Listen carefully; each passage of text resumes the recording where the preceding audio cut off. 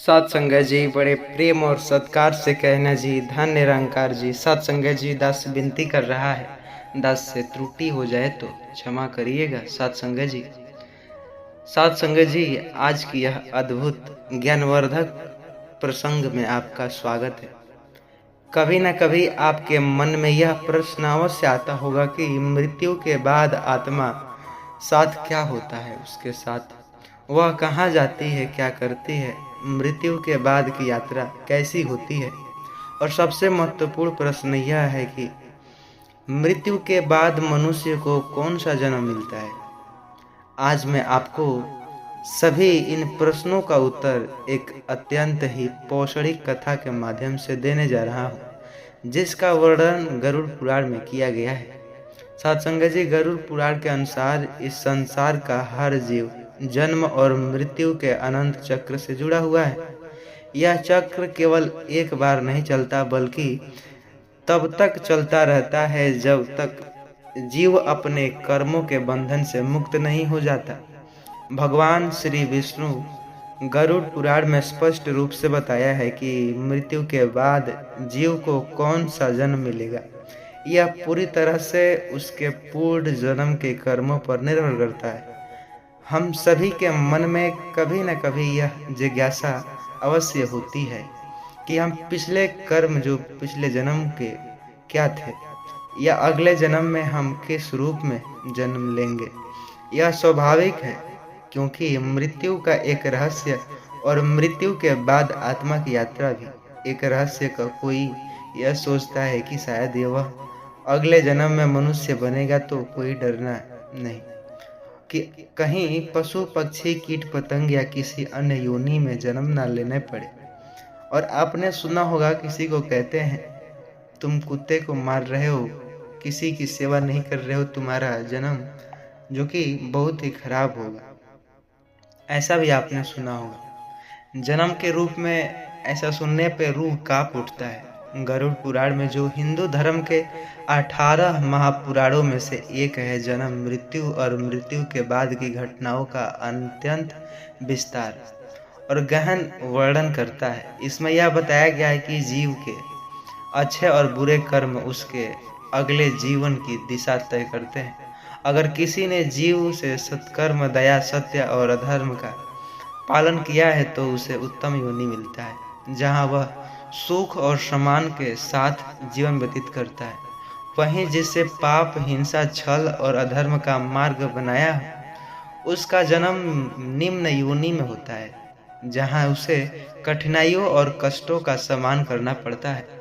गरुड़ पुराण में यह भी कहा गया है कि मृत्यु के समय व्यक्ति की आखिरी सोच और मन की स्थिति आत्मा की यात्रा और उसके अगले जन्म को प्रभावित करती है। अगर मृत्यु के समय भगवान जो होते हैं मनुष्य भगवान को स्मरण करते, भक्ति में लीन रहते और उन्हें अगले जन्म की राह उज्जवल हो जाती, ऐसा कामना करते, मन, मोह, लालच और क्रोध से भरा उस अंधकारमय जन्म मिलता है। तो चलिए आज हम आपको बताते हैं, आपका ज़्यादा समय नष्ट न करते हुए आज की कथा आरंभ करते हैं। एक बार की बात है, भगवान श्री कृष्ण अपने क्षीर सागर पर सिंहासन शेष नाग की सैया पर विराजमान थे। तभी उनके पास आकाश मार्ग से देवर्षि नारद आते हैं। उन्हें प्रणाम करते हुए कहते हैं, हे प्रभु, आज मेरे मन में एक शंका उत्पन्न हो उठा है। यह विचार मुझे बार बार विचलित कर रहा है, इसलिए कृपया करके मुझे इसका निवारण कीजिए। नारद जी की बात सुनकर भगवान श्री कृष्ण हरि मुस्कुराते हुए बोलते हैं, हे ब्रह्मानंदन, तुम्हारे मन में जो शंका है उसे निसंकोच होकर मेरे सम्मुख कहो। तुम्हारे प्रत्येक प्रश्नों का उत्तर देना मेरा कर्तव्य है और मैं विशेष जो आवश्यक जो समाधान तुम्हारा करूँगा। भगवान के वचनों को सुनकर देवर्षि नारद जी प्रश्न होकर बोले, प्रभु, मुझे बताइए कि कर्मों के अनुसार ही अगला जन्म प्राप्त होता है?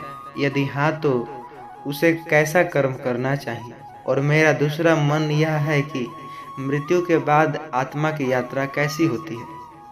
सत्संग जी, नारद जी के प्रश्नों को सुनकर भगवान श्री कृष्ण हरि नंदन जो कि मुस्कान अंदर ही अंदर मुस्की ले रहे थे, हे देवर्षि नारद, आज तुमने एक ऐसा प्रश्न किया है जो केवल तुम्हारे लिए नहीं बल्कि संपूर्ण मानव जाति के कल्याण से जुड़ा है। यह देवर्षि जो आज मैं तुम्हें रानी देवलता की कथा सुनाने जा रहा हूँ, जिसे सुनने के बाद आपके मन, आपकी सभी प्रश्नों का उत्तर सब कुछ मिल जाएगा। इसलिए इस कथा को ध्यानपूर्वक सुनो। हे ब्रह्मानंदन, जो भी मनुष्य इस कथा को ध्यानपूर्वक सुनता है, इसका प्रचार प्रसार करता है, वह भाग्यशाली नहीं सौभाग्यशाली बनता है। उसे कभी नरक की प्राप्ति नहीं होती। तभी देवर्षि नारद जी हाथ जोड़कर कहते हैं, हे प्रभु, मैं इस कथा को अवश्य ध्यानपूर्वक सुनूंगा। कृपया आप कथा को मुझसे कहिए। सत्संग जी, भगवान श्री हरि कृष्ण जो विष्णु की कथा को आरंभ करते, वह कहते, हे देवर्षि, प्राचीन समय की बात है। आर्यवर्त भूमि के मध्य में स्थिर सूरवड़ी जो पुरी नाम का एक विशाल और समृद्ध राज्य, उस राज्य में धर्मवेग नाम का एक राजा राज्य करता। वह अत्यंत पराक्रमी, धर्मनिष्ठ, न्यायप्रिय और प्रजावत्सल्य राजा थे। वह न केवल युद्ध कला में निपुण थे बल्कि धर्म, दान और नीति के मार्ग पर सदैव चलते रहते थे। शासन काल सुख, समृद्ध, शांति और वैभव का प्रतीक था। महाराज धर्मवेग का विवाह विद्यापुरी के नरेश पुत्री से देवलता के साथ हुआ। देवलता सौंदर्य, गुणवान, विद्या और धर्मनिष्ठा की प्रतिमा मूर्ति थी। वे सत्य के व्रत का पालन करने में अद्वितीय पवित्रता, धर्म में अटल और करुण भाव से परिपूर्ण थी। राजमहल में उनका आदर देवताओं के समान किया जाता। महाराज धर्मवेग पुण्य आत्मा थे। उन्होंने अपने जीवन में असंख्य यज्ञ, अनुष्ठान और कर्मकांड किए। राज्य भर के भव्य देवालय का निर्माण करवाया, पवित्र सरोवर और पोखरों खुदवाए, सुंदर सुंदर उद्यान लगवाए, साधु संत ब्रह्मचारियों को और जरूरतमंदों की सेवा करने का जीवन धर्म निभाते। आगे की कथा सुनाते हुए विष्णु जी कहते हैं, देवर्षि, सुरवड़ी जो पुरी के नगर के समीप एक विशाल और घना वन, उस वन में एक अत्यंत भयंकर विशालकाय और क्रूर सुअर अपने परिवार, अपनी पत्नी और कई छोटे छोटे बच्चों के साथ रहता था।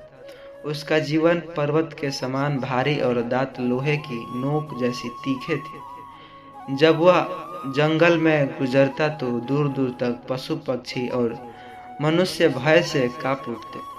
उस सुअर के आतंक से वन के मार्ग सुनसान हो गए। व्यापारी, यात्री, यहाँ तक कि शिकारी भी उस मार्ग से जाने का सहारा नहीं लेते। उसके भय के कारण वन की सुंदरता भी मानो लुप्त हो चुकी थी। जब यह समाचार महाराज धर्मवेग के कानों तक पहुंची तो उनका वीर हृदय उत्तेजित होकर कांप उठा। उन्होंने निश्चय ही ऐसे आतंक का अंत करना मेरा कर्म है। वे जानते थे कि प्रजा के भय का निवारण करना ही सच्चा राजधर्म है। एक प्रतिदिन जो प्रातः काल जो महाराज ने शस्त्र जो धारण किए, रथ सजवाए और रानी देवलता एवं कुछ सैनिकों के साथ उस वन की ओर सुअर के शिकार के लिए निकल पड़े। जब उस विकराल और भयंकर आकार वाले सुअर से महाराज का सामना हुआ तो वन की ओर आते उनकी आंखों में विचित्र चमक उठी। शीघ्रता से अपने गुफा के द्वार पर आए और अपनी पत्नी से बोले, हे प्रिय, देखो जो सुअरपुरी राज्य के परम प्रतापी और तेजस्वी महाराज धर्मवेग हमारी तरफ आ रहे हैं। वे महान, पराक्रमी, धर्मनिष्ठ और सत्य के रक्षक हैं। उनकी कृति चारों ओर दिशाओं में गूंजती। इन पर भी रक्षक जो अपने प्राणों की बाजी लगाकर हमारे पुत्रों की सुरक्षित करने मैं अपने समस्त बल, साहस और परिचय देकर महाराज के साथ युद्ध करूंगा। यदि भाग्य से साथ दिया तो मैंने पराजित कर दिया तो मेरा नाम और कृति तीनों लोक में गूंज उठेगी। और यह कहा जाएगा कि एक सुअर ने महाराज धर्मवेग जैसे पराक्रमी को युद्ध भूमि में चुनौती दी और विजय प्राप्त कर ली। और यदि नियति ने मुझे युद्ध में उनके बाणों से मृत्यु के घाट उतार दिया तो मैं स्वयं को धन्य मानूंगा, क्योंकि उस क्षण इस सुअर की हीन योनि में मेरा छुटकारा हो जाएगा और मैं सीधा भगवान विष्णु के लोक चला जाऊंगा, जहां अमर आनंद और मुक्ति की प्राप्ति होती है।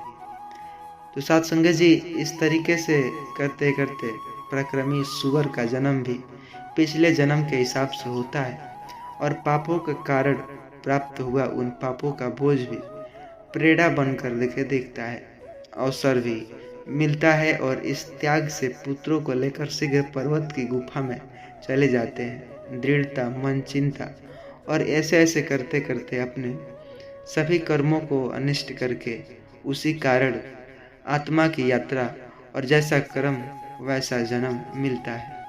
तो साथ संगत जी, आशा करते हैं यह वीडियो आपको पसंद आई होगी, तो इस वीडियो को व्हाट्सएप के जरिए शेयर करिएगा। जैसा कर्म होगा वैसा फल होगा। तो साथ संगत जी, इस वीडियो को दूसरों तक व्हाट्सएप के जरिए शेयर ज़रूर करिएगा और चैनल पर नए होंगे तो सब्सक्राइब अवश्य करिएगा। साथ संगत जी, प्रेम और सत्कार से कहना जी, धन निरंकार जी। साथ संगत जी, हरतालिका तीज व्रत को न करने से कोई सर्वनाश होगा या नहीं? साथ संगत जी, इस पर तो विशेष वीडियोस आपने देखा होगा, लेकिन सच्चाई सुनिए। हरतालिक तीज व्रत संपूर्ण जानकारी आज मैं इस वीडियो में देने वाला हूँ। भारत की मिट्टी में जब भी धर्म और आस्था की बातें होती है तो वहाँ उत्सव, व्रत और पर्वों का जिक्र अपने आप आ जाता है। इन्हीं पर्वों में से एक है हरतालिक तीज। सावन और भाद्र जो पद के महीने में जब महिलाएं हरियाली से सजी धरती पर झूले झूलती है, मेहंदी रचाती और हाथों में चूड़ियाँ सजाती, तब इस पर्व की जो कि छठा अद्भुत हो जाती है। कहा जाता है कि हरतालिक तीज व्रत करने वाली स्त्रियों को अखंड सौभाग्य, लंबी आयु और पति की समृद्धि का वरदान मिलता है। लेकिन सवाल यह उठता है कि क्या सच में इन व्रत को न करने से जीवन में सर्वनाश हो जाता है? क्या यह महज परंपरा है या इसके पीछे कोई गहरा रहस्य छिपा है? क्या सच में भगवान शिव पार्वती का आशीर्वाद केवल व्रत पूजा करने से मिलता है, या फिर इसके पीछे एक निरंकारी संदेश जो चेतावनी भी छिपी हुई होती है, जिसे हम नज़रअंदाज कर देंगे? तो इन्हीं सवालों का उत्तर हमें इस वीडियो में मिलेगा। एक ऐसी कहानी की ओर ले चलूँगा जिसमें गांव का वातावरण, आस्था और अंधविश्वास की लड़ाइयाँ और अंत में निरंकारी सत्य का उद्घाटन होगा। तो साथ संगत जी, इस वीडियो को अंत तक देखिएगा। चैनल पर नए होंगे सब्सक्राइब करिएगा। संपूर्ण विधि विधान जानकारी जो कि आज देने वाले हैं, हरतालिक तीज व्रत पूजा का शुभ मुहूर्त, पूजा विधि, संपूर्ण जानकारी, डेट, समय, सब कुछ। तो आइए कहानी की ओर चलते हैं। गांव की एक शिक्षित जो नाम की लड़की जो संगीता थी, उत्तर प्रदेश के एक छोटे से गांव बेलवा में हरतालिक तीज का बड़ा ही रौनक भरा माहौल था। गांव की महिलाएं गीत गा रही थी, कुएं से पानी भरकर पूजा की तैयारियां कर रही थी। कोई मेहंदी लगा रही थी तो कोई पूजा की थाली सजा रही थी। गांव की सबसे बुजुर्ग और धार्मिक औरत सुगना जो काकी हर किसी को समझा रही थी, बिटिया, इस बार हरतालिक तीज का शुभ मुहूर्त रात 11:46 से पहले जो शुरू होगा और अगले 8:12 तक रहेगा। इस समय भगवान शिव पार्वती की पूजा करना सबसे शुभ माना गया है। अगर कोई इस व्रत को नहीं करेगा तो उसके जीवन में संकट भी आ सकते हैं। यह सुनकर औरतें डर जाती हैं और व्रत के लिए और भी कठोरता से तैयारी करने लगती है। गांव की एक शिक्षित जो लड़की संगीता अपनी गांव में जो बड़ी ही आधुनिकता थी।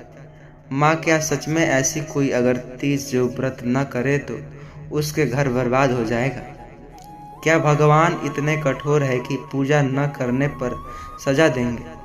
माँ डांटते हुए बोली, तू पढ़ लिख गई तो अब देवी देवता पर सवाल उठाएगी। बेटा, व्रत पूजा न करने से पाप लगता है और पाप से सर्वनाश होता है। लेकिन संगीता के दिल में यह सवाल गहरा बैठ गया, क्या सच में भगवान पूजा के भूखे हैं? इस भी जो कि फिर भी इंसानियत की सोच उसे बर्बादी की ओर ले जाती है। व्रत से पहले गांव में पंडित जी आए और कथा सुनाई। बताए उन्होंने कि पार्वती जी ने कठोर तप कर शिव जी को पाया है, इसलिए जो स्त्रियां व्रत करती हैं उन्हें अखंड सौभाग्य प्राप्त है। लेकिन जो स्त्रियां यह व्रत नहीं करती उनका दाम्पत्य जीवन संकट में पड़ सकता है, उनके पति की आयु कम हो सकती है। यह सुनकर गांव की औरतें सहम गई। कई ने तो बिना भोजन और पानी के व्रत रखने का संकल्प ले लिया। कुछ ने कहा, अगर हमने यह व्रत न किया तो हमारा घर बर्बाद हो जाएगा। गांव में डर का माहौल बन गया। इसी बीच गांव में निरंकारी संत बाबा हरिदास का आगमन होता है। वे लोगों की आस्था और अंधविश्वास का फर्क समझाते हैं। बाबा ने देखा कि औरतें भूख प्यास से तड़प रही हैं, लेकिन मन में डर और भय भरा हुआ होता है। बाबा ने सभा बुलाई और कहा, बेटियों, भगवान को खुश करने के लिए खुद को भूखा प्यासा रखना जरूरी है। शिव पार्वती अनंत शक्ति है, वे भूख और प्यास से परे है। असली पूजा है सच्चाई, प्रेम, करुणा, सेवा। जो औरतें यह सोचकर व्रत रखती है कि न केवल करने से सर्वनाश होगा, वे असल में अंधविश्वास के जाल में फंस सकती है। गांव की इस कुछ चुनौती ने औरतें बाबा का विरोध करती हैं। बाबा जी, हमारे पुरखों ने यह परंपरा चलाई है, अगर हम यह व्रत न करें तो पाप लगेगा क्या? क्या आप हमें रोक सकते हैं? बाबा मुस्कुराए और बोले, बिटिया, अगर व्रत न करने से पाप लगता तो क्या वह औरतें जिनके यहाँ गरीबी और दुख है सब व्रत छोड़ने वाली हैं? जो कि नहीं। दुख सुख व्रत से नहीं बल्कि कर्म से मिलते हैं। व्रत जो असली व्रत है, झूठ न बोलना, किसी को हक न मारना, गरीब की मदद करना, यही शिव की शक्ति और असली पूजा है। बाबा की बातों से संगीता मन में नया प्रकाश लाया। उसने व्रत किया और फिर भूखे से प्यासा से बल्कि सेवा और प्रेम से, मैं इस दिन गरीबों में दान करूंगी और अन्न बांटूंगी, शिक्षा दूंगी और सबको समझाऊंगी कि भगवान डरने वाले नहीं, बचाने वाले हैं। गांव की कुछ महिलाओं भी उन्हें साथ ले गई और जो औरतें केवल डर से व्रत कर रही थी वे पूजा के बाहर थक कर बीमार पड़ी थी। कुछ तो बेहोश हो गई। डॉक्टरों ने बुलाना पड़ा उन्हें। लोगों ने सोचा, क्या सच में भूख रहने से भगवान खुश होते हैं? अगर भगवान खुश होते तो बीमारी क्यों आई? तभी बाबा हरिदास ने कहा, देखो, यह है अंधविश्वास का परिणाम। भगवान चाहते हैं कि इंसान स्वस्थ रहे, दूसरों को सुख दे। यह कैसी पूजा है जिसमें औरत खुद ही टूट जाए? बाबा ने लोगों को समझाया, हरतालिक तीज का व्रत कोई बुरा नहीं है, यह स्त्रियों के प्रेम और विश्वास का प्रतीक, लेकिन इसे डर और मजबूरी से मत करो। याद रखो, असली सर्वनाश तब होता है जब इंसान का विवेक मर जाता है। असली विनाश तब होता है जब हम अंधविश्वास को भगवान से बड़ा मान लेते हैं। भगवान शिव पार्वती से जुड़ने का तरीका है सत्य, करुणा और सेवा। धीरे धीरे गांव की औरतें बाबा की बातों को समझने लगी। अब वे व्रत करती, लेकिन डर के कारण नहीं बल्कि प्रेम और आस्था के कारण। कोई गरीबों में अन्न बांटती तो कोई शिक्षा देती तो कोई बीमारी की सेवा करती। गांव बदलने लगा। डर और अंधविश्वास की जगह अब प्रेम और सेवा में लाने लगा। आखिरकार संगीता ने कहा, अब मुझे समझ आ गया कि असली व्रत क्या है। हरतालिक तीज, जो कि बहुत ही शिव और शक्ति के लिए असल में असली संदेश है। हर औरत अपने जीव में एहसास करे, प्रेम करुणा लाए। अगर हम इसे भूख, केवल प्यास, डर से जोड़े तो यह अंधविश्वास होगा। असली सर्वनाश पूजा न करने से बल्कि अज्ञान और पाप से होता है। गांव वाले झकझोर उठे। उन्हें लगा कि इतने सवाल से डर में जी रहे थे। अब उन्होंने तय किया कि वे आने वाली पीढ़ी को सच बताएगी। सत्संग जी, निष्कर्ष निकलता है, हरितालिक तीज को न करने से कोई सर्वनाश नहीं होता। यह व्रत प्रेम, विश्वास और आस्था का प्रतीक है, लेकिन अगर हम इसे केवल डर, मजबूरी और अंधविश्वास से करें तो हमारे जीवन में विनाश लाएगा। असली पूजा जो है सेवा, करुणा, सत्य और प्रेम। असली विनाश अज्ञान, लोभ, झूठ और पाप। इसलिए हरितालिक तीज का व्रत कीजिए, लेकिन इसे निरंकारी के साथ कीजिए, यानी ईश्वर को केवल अनुष्ठानों में नहीं बल्कि हर कार्य में याद कीजिए। तो सत्संग जी, आशा करते हैं समझ आई होगी। चैनल पर नए होंगे सब्सक्राइब करिएगा। वीडियो को अंत तक देखने के लिए दिल से धन्यवाद। सत्संग जी, इस वीडियो को व्हाट्सएप के जरिए मित्रों के साथ शेयर जरूर करिएगा। सत्संग जी।